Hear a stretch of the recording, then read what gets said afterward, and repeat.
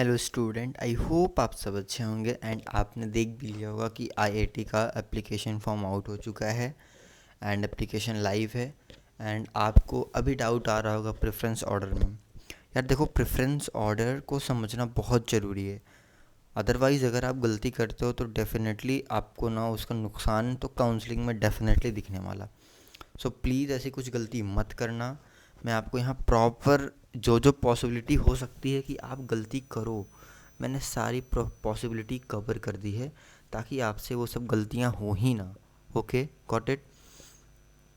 और एक चीज़ और देखो, मैंने ना ऊपर ऐसे ऐसे छोटे छोटे क्वेश्चंस लिख दिए हैं।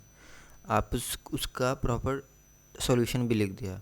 सो आप उसको भी पढ़ना, काफ़ी हेल्प मिलेगा आपको। आपके कॉमन डाउट्स होंगे, गारंटी मुझे पता है। सो don't do this mistake, otherwise you don't get seat in any ISER. Yes, definitely। अगर आप ये गलतियाँ करते हो तो डेफिनेटली आप मतलब हो सकता है आपको कोई सीट ही ना मिले किसी आइजर में। क्या क्या गलतियाँ हैं या वो क्या क्या कॉमन मिस्टेक्स हैं जो आपको अवॉइड करनी, जो आपको करना ही नहीं है। मैंने प्रॉपर मतलब ऐसे जो जो गलतियाँ हो सकती है, ठीक है, सीक्वेंस वाइज लिख दिया है और हम सीक्वेंस वाइज ही डिस्कस करेंगे और आपको बताऊंगा कि आपको गलतियाँ क्यों नहीं करनी है, कैसी गलती नहीं करनी। और ऑल्सो आपको एक जनरल प्रेफरेंस ऑर्डर भी मिलेगा, एक जनरल प्रेफरेंस ऑर्डर भी मैं दूंगा। अगर आपको कुछ नहीं समझ आ रहा है तो डेफिनेटली आप वही जनरल प्रेफरेंस ऑर्डर फिल कर सकते हो, कोई प्रॉब्लम नहीं है। ओके, बट ये डिपेंड करता है कि आपका इंटरेस्ट और आप किस लोकेशन से बिलोंग कर रहे हो और आपको कौन से आईसर में जाना है, आप कितना मार्क्स टारगेट कर रहे हो, आपकी प्रिपरेशन कितनी है, उसके अकॉर्डिंग ये डिपेंड करता है। तो मेरा कोई वो नहीं बनता कि मैं आपको बोलूँ कि यही प्रेफरेंस ऑर्डर रखो। मैं आपको एक जनरल आइडिया दे सकता हूँ, फिर आप अपने हिसाब से रखो, ठीक है। देखो, पहला question, what happen if you fill only one IISERs in your preference list. मेरी बात समझो, अगर आप सिर्फ आपके पास टोटल 9 प्रेफरेंस लिस्टेस होंगे, वहाँ पे 9 प्रेफरेंस ऑर्डर होंगे, 9 भरने होंगे, ठीक है। 9 कौन कौन से? 7 आइजर्स जो हैं वो, और 8 8 9 दो एक्स्ट्रा जो आते हैं वो आपका होता है एक आइजर भोपाल में इंजीनियरिंग साइंसेज एंड एक इकोनॉमिक साइंसेज, उसका भी अलग से भरना पड़ता है। 9 टोटल होते हैं। अगर आप सिर्फ एक प्रेफरेंस ऑर्डर फिल करते हो, ठीक है, 9 में से सिर्फ एक ही भरते हो, बाकी 8 का लीप छोड़ दिया, इसका मतलब आपने जो भी प्रेफरेंस ऑर्डर एक भरा है ना, आप सिर्फ उसी कॉलेज के लिए काउंसलिंग के लिए एलिजिबल हो। बाकी के जो आपके 6 आइजर्स बच रहे हैं, ठीक है, आप उसके लिए एलिजिबल ही नहीं रहोगे। मतलब क्या इसका? अगर आपने सिर्फ एक ही प्रेफरेंस ऑर्डर भरा, बाकी का सारा लीफ छोड़ दिया, 8 कॉलम, इसका मतलब आपको सिर्फ एक ही आइजर में कंसीडर किया जाएगा एज अ काउंसलिंग के लिए। अगर आपका रैंक उस कॉलेज के कट ऑफ को क्लियर कर रहा होगा तो आपको सीट मिल जाएगा। बट अनफॉर्चुनेटली अगर आपका मार्क्स कम आ रहा है, आप उस कट ऑफ्स को टच नहीं कर पा रहे हो, तो आपको सीट ही नहीं मिलेगा, आप काउंसलिंग से ही बाहर हो जाओ। भले चाहे आप 150 मार्क्स लेके आओ, बट आपने तो फर्स्ट प्रेफरेंस पे भर दिया आइजर पुणे, बाकी का आपने कोई प्रेफरेंस ही नहीं भरा। आपको लगा यार मुझे तो आइजर पुणे जाना है, तो मेरा फर्स्ट प्रेफरेंस वो है, मैं उसको डाल देता हूँ, बाकी का लीव छोड़ दिया, तो सिर्फ आप आइजर पुणे के लिए एलिजिबल रहोगे, बाकी के आइजर्स आपको कंसिडर ही नहीं किया जाएगा काउंसलिंग के लिए। सो ऐसी गलती मत करना प्लीज़। आपको प्रेफरेंस ऑर्डर में 9 कॉलम जो है आपको सारा का सारा भरना पड़ेगा, आप सब कुछ भरना, ठीक है, आप कुछ भी छोड़ नहीं सकते। और एक बात बता दूं और आपको कि जो प्रेफरेंस ऑर्डर है मैंने बताया है, आगे अभी आपसे क्या डिस्कस करता हूँ। अगर आप जॉब चाहते हो या रिसर्च, तो आपके लिए कौन सा प्रेफरेंस ऑर्डर सूटेबल होगा, ठीक है। What happen if you fill new IISERs on top your preference list. मेरी बात बहुत ध्यान से सुनना प्लीज़, ये बहुत इंपॉर्टेंट बात है। अगर आप न्यू आइजर जैसे आइजर बहरामपुर या आइजर तिरुपति को अगर टॉप मतलब 1 अपने फर्स्ट प्रेफरेंस पर रख दिए तो क्या होगा? मेरी बात ध्यान सुनना प्लीज़, बहुत इंपॉर्टेंट है। अगर आपको कोई डाउट हो तो कमेंट सेक्शन में बताना, मेरी बात ना समझ पाना तो देखो, मतलब इसमें क्या होगा ना कि आप अगर टॉप देखो, जो 1 नंबर पे प्रेफरेंस पे कॉलेज, कोई भी कॉलेज भरोगे, तो मतलब जब आपको ना आपका टॉप 1 प्रेफरेंस वाला कॉलेज मिल गया, आपने जो फर्स्ट प्रेफरेंस भरा वो कॉलेज आपको मिल गया ना, तो आपके पास सिर्फ एक ही ऑप्शन होगा, दैट इज़ अ फ्रीज का ऑप्शन, नॉट अ फ्लोट। मतलब आपको सीट फ्रीज ही करनी पड़ेगी और आपको काउंसलिंग से बाहर होना पड़ेगा। मतलब मैं क्या बोल रहा हूँ, अगर आप मान लो इन केस आपने आइज़र बहरामपुर को टॉप पे रख दिया वन प्रेफरेंस पे, और आइज़र पुणे कोलकाता को सेकंड पे रख दिया, देन आइज़र टीवीएम भोपाल रखा, ऐसा रखा, ठीक है।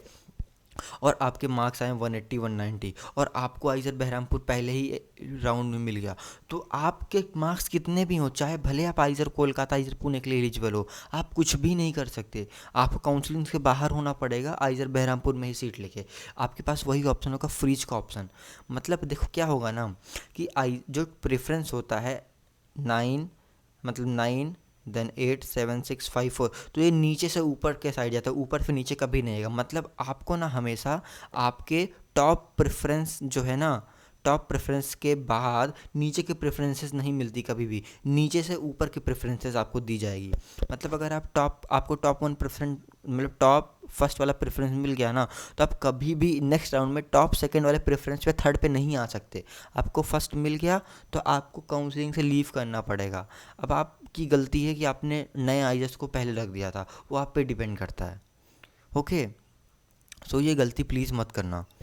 अब देखो मैं बताता हूँ, अगर आप इंटरेस्टेड हो जॉब्स में, काफ़ी बच्चे होंगे भैया मेरे को जॉब चाहिए, मेरे को जॉब्स लेके निकलनी है, ठीक है।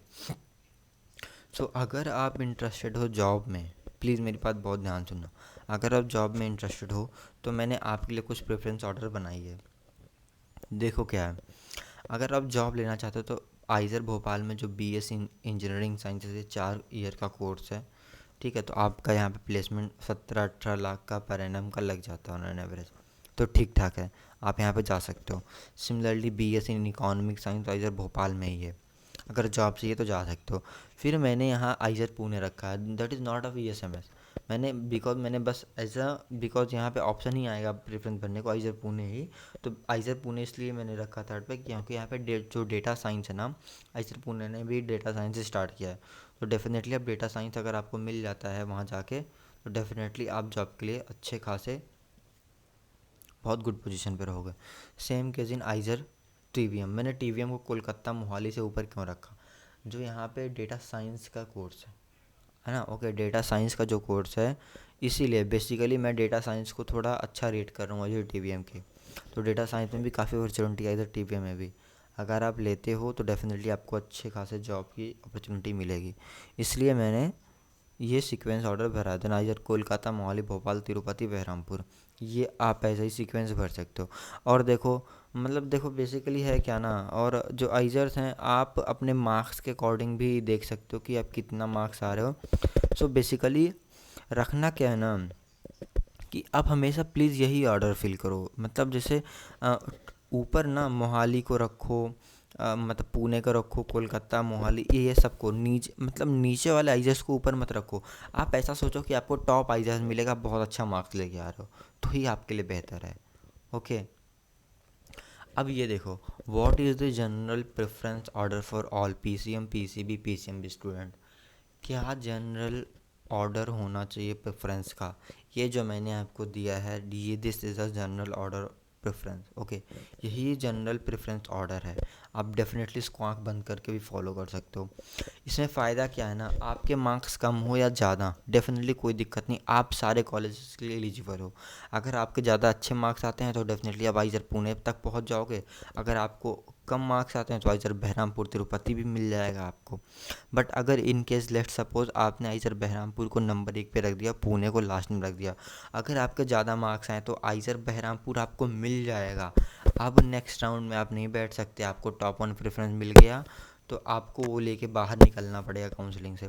देखो इसमें होता क्या है ना, जैसे अगर मान लो मेरे को 9 नंबर का प्रेफरेंस ऑर्डर मिला, तो नेक्स्ट राउंड में अगर मेरी मार्क्स अच्छी होगी ना, और कट ऑफ थोड़ा अगले कॉलेज का और इंक्रीज़ होगा, तो मेरे को नेक्स्ट राउंड में 8 प्रेफरेंस मेरे को मिल जाएगा। देन नेक्स्ट राउंड में 7 प्रेफरेंस मिल जाएगा, देन 6 प्रेफरेंस मिल जाएगा, देन 5th प्रेफरेंस, मान लो मैं 4th प्रेफरेंस तक पहुंच गया 6 राउंड तक। अब मेरा मार्क्स उतना नहीं है कि मैं आइजर मोहाली को इंटर कर पाऊँ, तो मेरे को फिर लास्ट ऑप्शन जो आएगा ना नेक्स्ट राउंड में, कि अब बीएसएमएस आइजर भोपाल में मेरे पास एक ऑप्शन होगा सीट फ्रीज का, फ्लोट का ऑप्शन नहीं होगा, तो मेरे को फ्रीज करना पड़ेगा और काउंसलिंग से एग्जिट करना पड़ेगा। बट इन केस अगर मेरे को फर्स्ट प्रेफरेंस में आइजर पुणे मिल गया फर्स्ट, तो नेक्स्ट राउंड जो फर्स्ट प्रेफरेंस में ही मेरे को ना फ्रीज का ऑप्शन मिलेगा, फ्लोट का नहीं मिलेगा। मतलब मैं अब फर्स्ट से सेकंड प्रेफरेंस पे नहीं आ सकता, मेरे को टॉप प्रेफरेंस मिल गया तो मुझे वहीं से एग्जिट करना पड़ेगा। ओके। सो ये प्लीज़ ध्यान रखना, ये बहुत इंपॉर्टेंट है, बच्चे काफ़ी गलतियाँ करते हैं इसमें, और इसीलिए उनको कई बार तो कॉलेज भी नहीं मिलता। तो प्लीज़ ऐसी गलती मत करना, नहीं तो बहुत प्रॉब्लम होगी काउंसलिंग में। ओके। आई होप मैंने आपको ओवरऑल जो एक सिनेरियो है प्रेफरेंस ऑर्डर का अच्छे से समझा पाया हूँगा, एंड ये वीडियो आपके लिए काफ़ी हेल्पफुल भी रही होगी। सो प्लीज़ इस वीडियो को अच्छे से शेयर करो दोस्तों के पास, जितने भी आपके दोस्त आइज़र की प्रिपरेशन कर रहे हैं उनको ही शेयर करना है। ओके। और अगर आप चाहते हो हमारा फ्री मेंटरशिप प्रोग्राम ज्वाइन करना, वहाँ पे हम फ्री प्रैक्टिस क्वेश्चंस प्रोवाइड करा रहे हैं आइज़र के लिए, आंसर की भी अवेलेबल होती है टेलीग्राम ग्रुप पे। सो मैं लिंक जो है अभी आपको कमेंट सेक्शन में पिन कर दूँगा और डिस्क्रिप्शन बॉक्स में भी मिल जाएगा। ओके।